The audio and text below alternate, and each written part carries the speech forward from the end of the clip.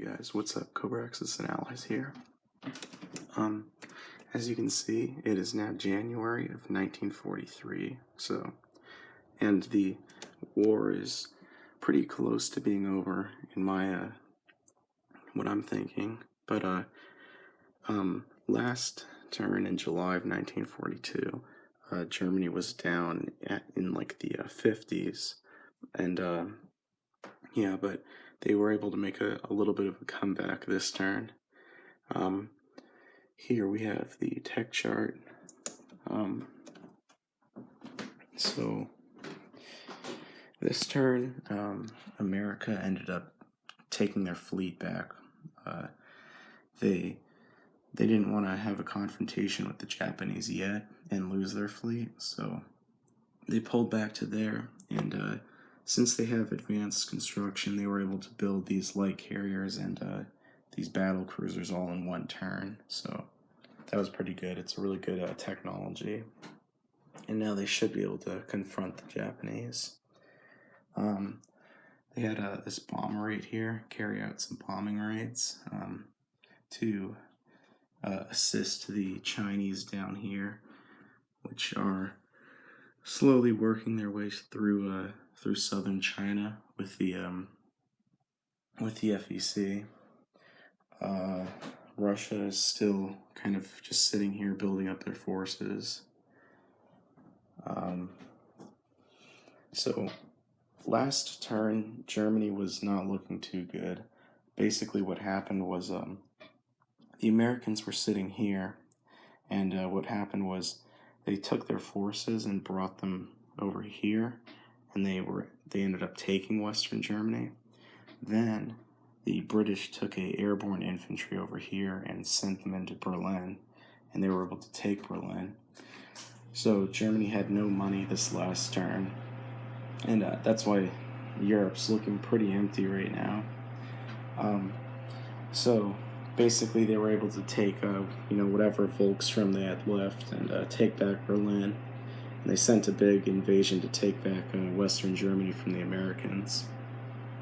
So some other reprisals they did was there was a pretty big American invasion force right here with about 4 transports and a bunch of heavy tanks, but they sent in some super subs from over here to knock out as many transports as they could. Germany was able to take out Transcaucasia. I kind of sent everything I could into it because I wanted to try to get Turkey to just, be one more thing the Allies had to deal with. And Greece ended up aligning to Britain because of the Turkey, the expanded Turkey rules. So hopefully that'll take some pressure off of Italy here and the Balkans, because Britain was able to invade Yugoslavia from the Italians. And as you can see, the Balkans are not really defended, so the British should be able to start making headway in southern Europe. Germany has been using war plans, and last turn they were able to get one. Basically, it allows them to shoot rockets from submarines. But what I also did was I moved a nuclear bomb from Berlin over to here, and basically I turned this rocket that would be on the submarine into a nuclear tipped rocket. So hopefully next turn I can try to fire that at London and maybe get them to surrender, because as you can see right there, we've got a British atomic bomb, and in London there's a American atomic bomb right there, and those will definitely be directed at Germany next turn. Canadians have just been kind of building up their fleet, and actually they've started a battleship over here. Yeah, the Americans have just been shucking units in. The Italians, as you can see right there, are these two ships. They've pretty much just fortified northern Italy. Last turn, America was able to take all of Argentina, so they've pretty much established the Monroe Doctrine, and hopefully they won't have to deal with any more incursions of South America. Germany ended up launching that airborne invasion of Gibraltar, so France was able to take that back with that marine there, and as you can see, France does have a pretty good little navy there, so hopefully they'll be able to help out in taking back some of these places in southern Europe, and also Malta there. Italy was able to break out into Cyrenaica, destroying those French units, and they were able to move into Tripolitania now. So they've retaken all of their territories, but I'm sure they won't be able to hold those for long.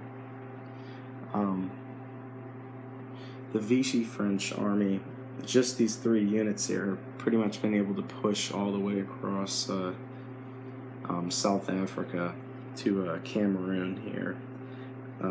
So they might be able to actually take out the Free French capital. Who knows? It's probably going to be 3 units versus 3 units here. So we'll have to see how that plays out.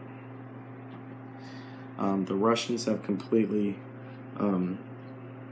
they've fully kind of put their fleet together. So you can see it's a pretty big navy, and they've decided that they're going to try to harass the Japanese down here. No transports, but kind of like these Anzac subs have been doing, just kind of picking off Japanese transports and little small fleets like right here. The FEC is in full attack mode. You can see they're building some advanced mechs in Calcutta, but they've been sending in units, and you can see how they just liberated Hong Kong last turn. And the Chinese Expeditionary Forces have been helping them out, and also we've got Chinese forces up here who are on the verge of taking back Nanking.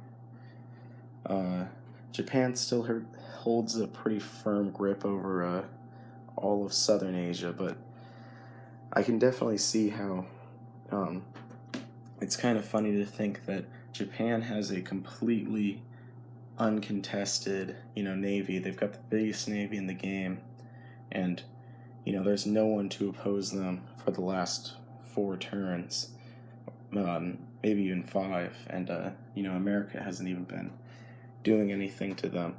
But my thought was always that if Japan could establish their naval dominance in the Pacific, they would be able to pretty much like reign supreme. But that was kind of proven wrong this game, where even though I've got tons of transports and have been supplying China, with the FEC helping the Chinese out, they were able to start liberating different places, and hopefully I can get these forces to China this turn, because if not, you can see there isn't really much in the way of defense from all these Chinese forces. Yeah, so that was January of 1943, and hope to see you guys again in the next video. Cobra out. It's still January of 1943, but a couple of really big things happened this turn, so I'm going to end up showing you guys them.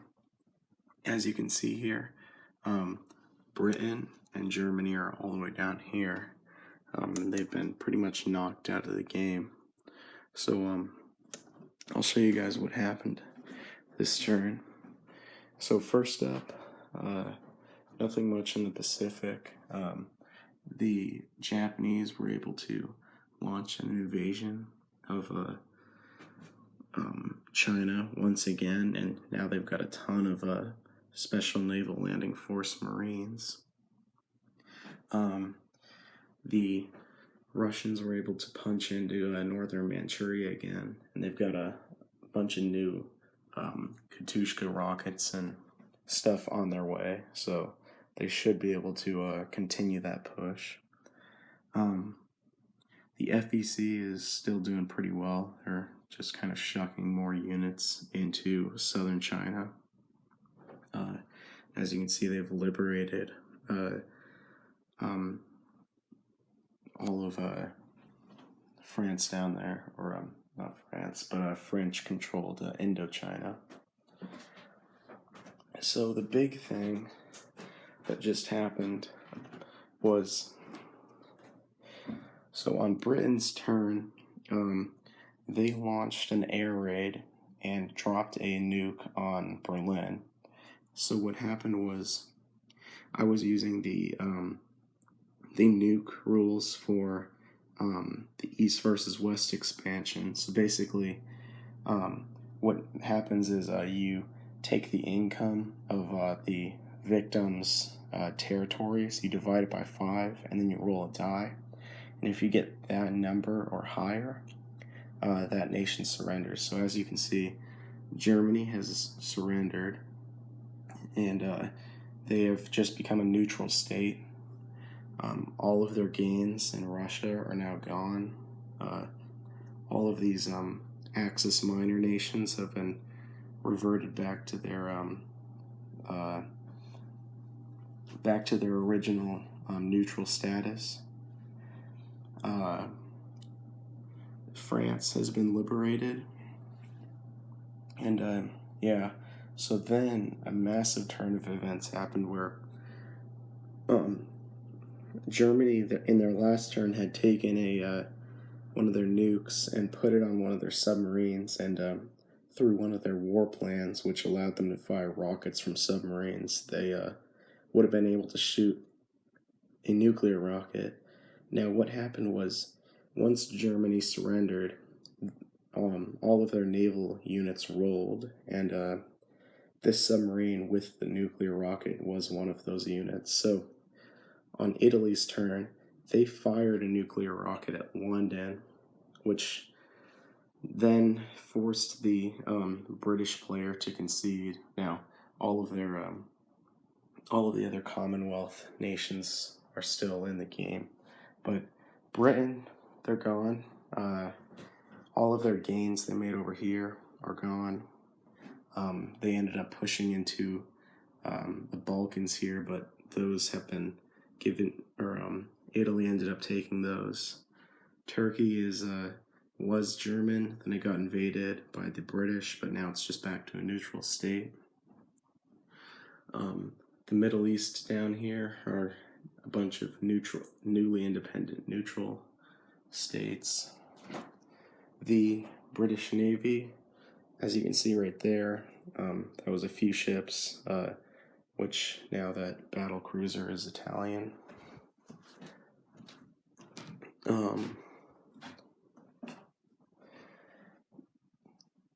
Yeah, so as I said, the rest of the Commonwealth players, they don't surrender, so basically the FEC is still in the war. But down here in Africa, all of the gains they made down here, the South African Union is now just a neutral state. All of their Western African possessions are neutrals. And you can see right here, basically their whole entire navy was sitting right here, so that rolled.